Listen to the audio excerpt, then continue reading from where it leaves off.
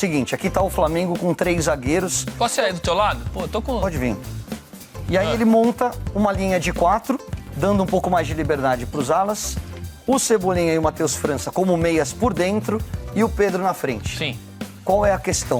Na hora que você ataca, esse lateral se transforma em ala e o Ayrton Lucas, para mim, foi o grande nome do jogo. Sim. Principalmente usando esse corredor. Mas na hora de defender, você se defende com linha de 5.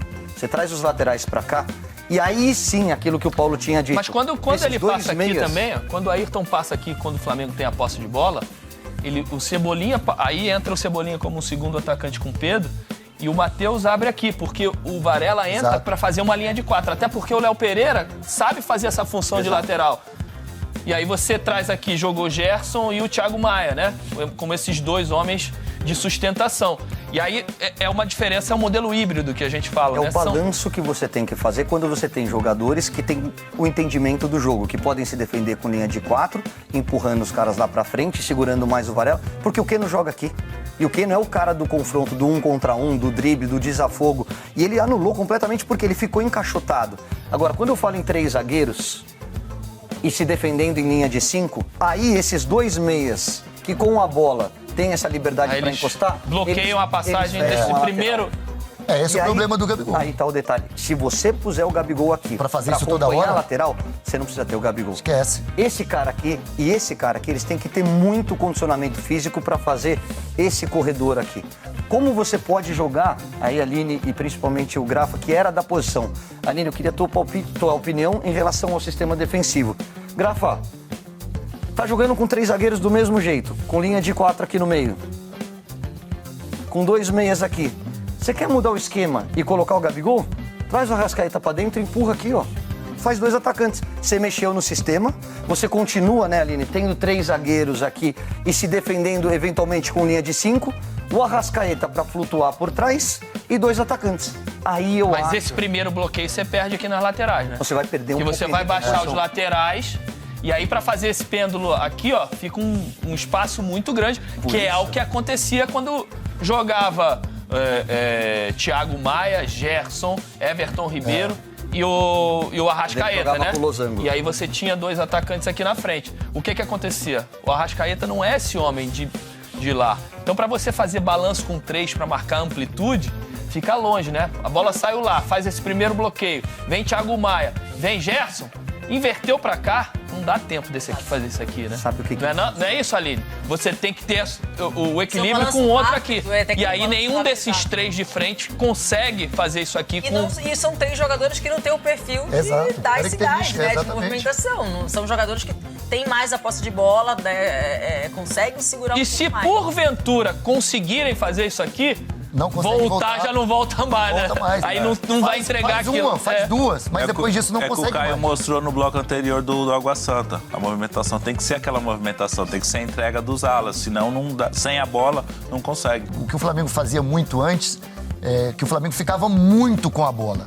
Então se desgastava menos. E quando perdia, pressionava e roubava. Hoje não pressiona mais. O Flamengo, pelo menos nesse desenho que o Vitor Pereira está fazendo, ele não vai ser aquele time que vai propor sempre.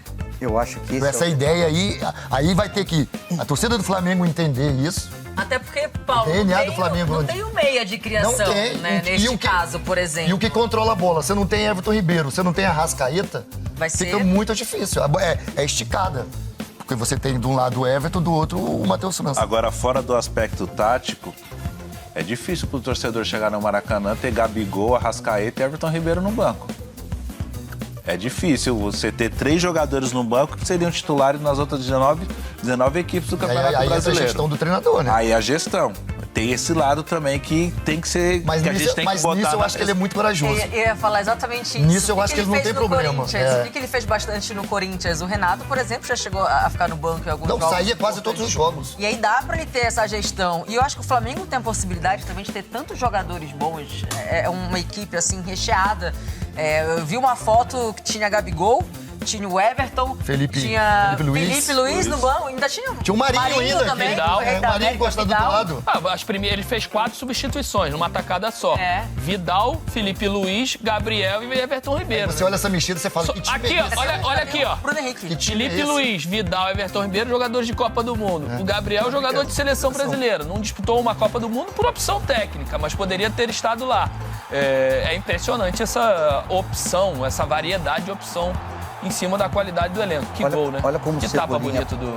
vai por dentro e abre o corredor para a gente tá pra ele. Né? Segundo atacante mesmo. E o Ayrton Lucas não jogou só esse jogo, né? Todos os jogos, mesmo o Flamengo não atuando bem, ele vem jogando muito bem. Só queria falar mais uma coisa sobre o Flamengo. Ele tá fazendo, como a Aline disse, algo muito parecido com o que ele fez no Corinthians. Na hora que as coisas não estão dando certo, primeiro ele tenta. Ele dá continuidade ao que vinha sendo feito. Na hora que o resultado não vem, e o Flamengo perdeu todas as finais até esse momento do Campeonato Carioca, ele vai para a zona de conforto dele. O que é? Fecha a casinha, bota um time de mais energia, de mais entrega sem a bola, e depois que os resultados voltarem a aparecer, você solta de novo. Vai soltando de novo. O que eu acho que ele identificou?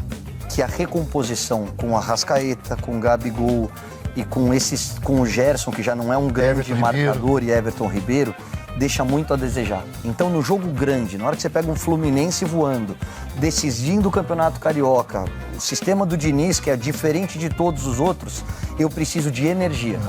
Muito parecido, não sei se vocês concordam, com o que o Abel Ferreira fez no começo do Palmeiras. Ele falou, modificava. Fecha aqui, deixa os caras virem pra cima, vamos suportar, vamos aguentar, vamos tentar fechar espaço. E correu o risco, porque o primeiro tempo do Flamengo não foi bom. Não foi. O Arias saiu na cara do gol pra fazer o gol e saiu Ele na teve frente. mais sorte que juízo. Exato. E aí, porque ele apostou numa situação que deu certo por causa dos gols no segundo tempo, principalmente no segundo tempo, mas se ele sai atrás, se o Fluminense sai na frente, ele ia tomar uma pressão no Maracanã. E aí, é isso que eu tô te falando. Aí vou voltar a falar sobre isso.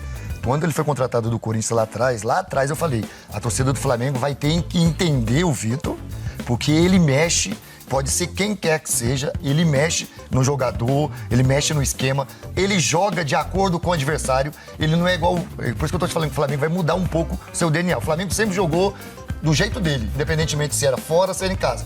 Com o Vitor Pereira, não. Ele joga de acordo com o adversário. E aí ele vai fazer mudanças.